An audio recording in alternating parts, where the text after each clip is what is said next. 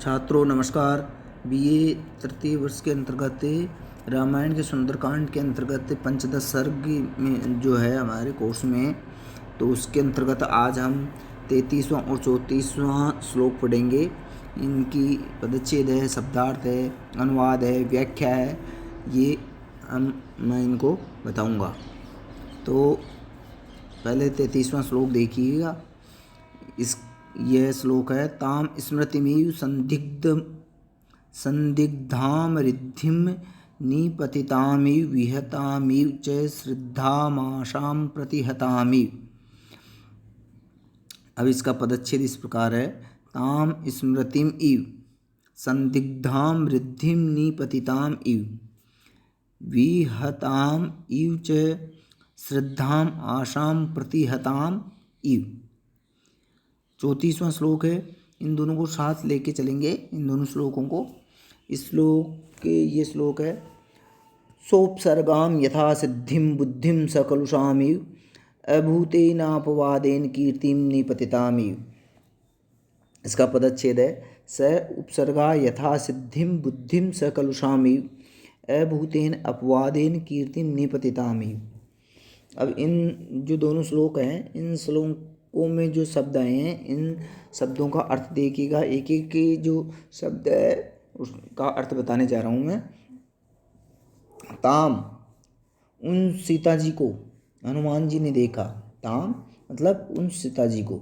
स्मृति में, स्मृति शास्त्र अर्थात धर्मशास्त्र, इव के समान लग रही थी।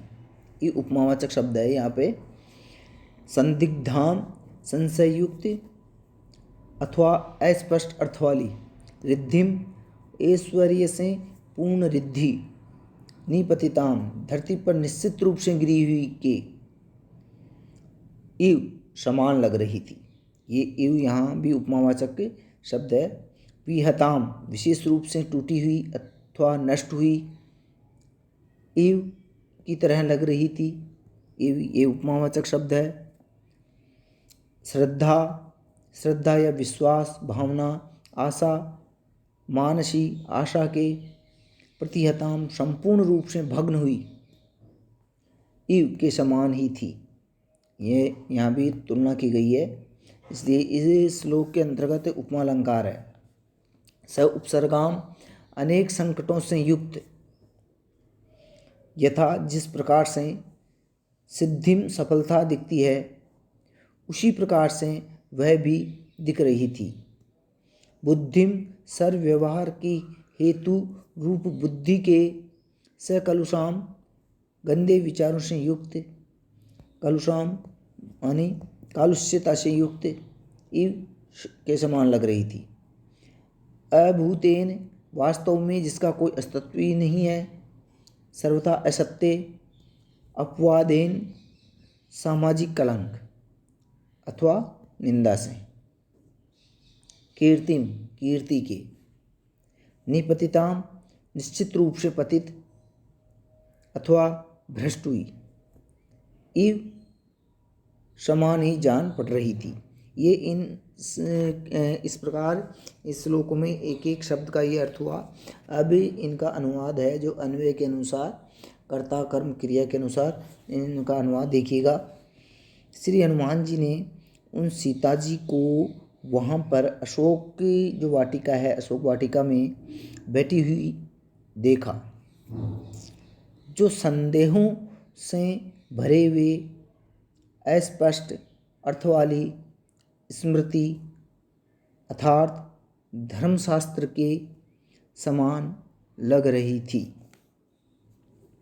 जो धरती पर निश्चित ही गिर चुकी ऐश्वर्य से परिपूर्ण रिद्धि की तरह दिख रही थी, जो विशेष रूप से टूटी हुई श्रद्धा या विश्वास की भावना के समान प्रतीत हो रही थी, जो संपूर्ण रूप से भग्न हो चुकी मानसिक आशा के तुल्य लग रही थी। अर्थात उसकी जो मानसिक आशा है वापस जाने की, वो क्या है, भग्न हो चुकी थी, टूट चुकी थी। जो अनेक प्रकार के संकटों से युक्त सफलता जैसी अनुभूत हो रही थी, जो गंदे विचारों से कलुषित हो चुकी सर्व व्यवहार हेतु बुद्धि के तुल्य ही दिख रही थी, जो वास्तव में नहीं गठित होने वाली मिथ्या अथवा झूठे कलंक के कारण पतित हो चुकी कीर्ति के समान ही थी। अब इन श्लोकों की जो व्याख्या है, हिंदी व्याख्या, वो देखो। उपयुक्त जो श्लोक हैं, दोनों श्लोक हैं, उनके अंतर्गत महर्षि वाल्मीकि ने अशोक वाटिका में बैठी हुई सीता जी का 7 विभिन्न क्षेत्रों में प्रसिद्धि प्राप्त सर्वोच्च पदार्थों के साथ तुलना करते हुए जो साहित्यिक और सांस्कृतिक वर्णन उपस्थित किया है, वह संस्कृत साहित्य में अपने आप में अनूठा है। इन उपमाओं को देखकर तो मन एक बार उपमा कालिदास से सूक्ति को ही विस्मरण कर बैठता है। वहाँ पर बैठी हुई सीता जी को श्री हनुमान जी ने देखा, जो उस स्मृति के तुल्य लग रही थी जिसका अर्थ अस्पष्ट अथवा संदिग्ध होता है। ऐसी स्मृति अथवा धर्मशास्त्र का होना महत्वहीन होता है, जिसका अर्थ ही साफ साफ न निकले। ऐश्वर्य से परिपूर्ण रिद्धि यदि धरती की मलिनता से आवृत हो जावे, तो जैसे उसका ऐश्वर्य फीका पड़ जाता है, वैसे ही सीता जी का सौंदर्य कष्टों की मलिनता से फीका पड़ गया था।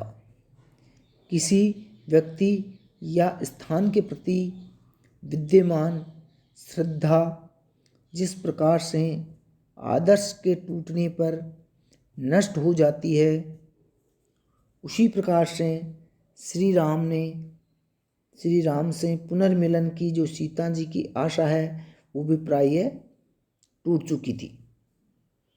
संसार में आशा ही बलवती है। आशा, एक कहावत भी है, आशा बलवती राजन शल्योजिष्यति पांडवान। संसार में आशा ही बलवती होती है और उसी के सहारे से बड़े बड़े दुख भी पार कर लिए जाते हैं। परंतु भग्न हुई आशा की तरह है सीता जी के लिए यह विरह दुख सहन करना कष्टकारी लग रहा था। यद्यपि सफलता मिलने में थोड़ा बहुत कष्ट तो आता ही है, परंतु लगातार कष्ट आते रहे और अंत में कहीं जाकर थोड़ी सी सफलता भी कष्टपूर्वक ही प्राप्त होवे, तो उस सफलता में वह आनंद नहीं रह जाता। संसार में सर्व प्रकार के व्यवहार का मूल कारण और नीर क्षीर विवेकिनी बुद्धि कलुषित हो जाने पर उचित निर्णय नहीं ले पाती है। वैसे ही सीता जी के मन में भी अनेक प्रकार के विचार आ रहे थे, अतः वह औचित्यपूर्ण निर्णय नहीं कर पा रही थी।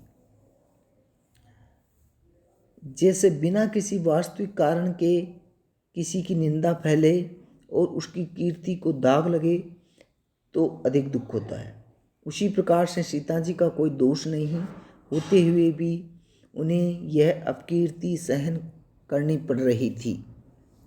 ये इस प्रकार इन श्लोकों की ये हिंदी व्याख्या है। अब इन श्लोकों के अंतर्गत जो विशेष व्याकरणात्मक दृष्टि से हैं वो मैं बता रहा हूँ आपको।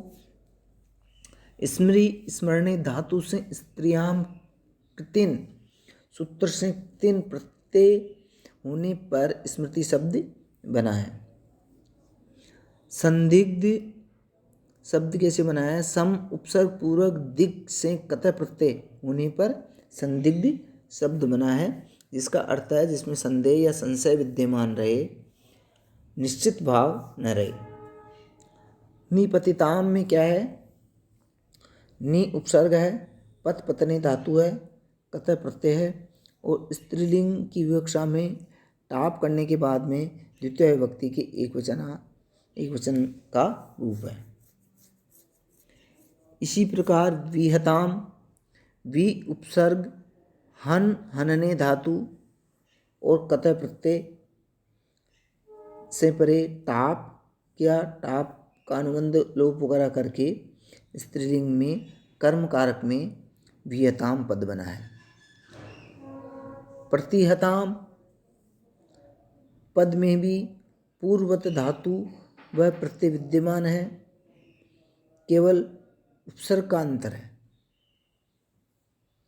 उपसर्गेण संहिताम इति सो उपसर्गाम में तृतीय तत्पुरुष समास है। बुध अवबोधने धातु से कतिन प्रत्यय, बुध अवबोधने धातु से कतिन प्रत्यय के योग से बुद्धि पद बनता है और इसकी परिभाषा है सर्व व्यवहार हेतुर बुद्धिर ज्ञानम, अर्थात सर्व प्रकार के व्यवहार का मूल कारण बुद्धि होती है और इसी का दूसरा नाम ज्ञान है। न भूतेन इति इस नए तत्पुरुष समासांत पद से उस कार्य या घटना की ओर इंगित किया गया है जो वास्तव में हुई नहीं। अब उपसर्ग पूर्वक वध धातु से भाववाचक अपवाद शब्द बनता है जिसका तात्पर्य है निंदा, बुराई, आलोचना मात्र। इन दोनों श्लोकों के अंतर्गत उपमा अलंकार है। तुलना करने के कारण यहाँ पे साम्यम वाच्यम वेधर्म्यम उपमा इति, तो यहाँ पर उपमा अलंकार है और माधुर्य और प्रसाद गुण है, वेदर्भी रीति है, छंद है वही अनुष्टुप छंद है। इस प्रकार ये श्लोकों की व्याख्या हुई। और अब मैं जो इन श्लोकों की पीडीएफ भी भेज रहा हूँ मैं व्हाट्सएप ग्रुप में। व्हाट्सएप ग्रुप के अंतर्गत इस पीडीएफ को खोल करके आप वीडियो को देखिएगा, क्योंकि इस वीडियो के सामने जो आ रहा है वो पीडीएफ ही है। तो इस वीडियो को ओनली सुनिएगा और पीडीएफ में जो मैं भेजा हूँ उसको देखिएगा, उसकी व्याख्या मैं बता रहा हूँ वीडियो में। इस आज के लिए इतना ही। थैंक यू, धन्यवाद।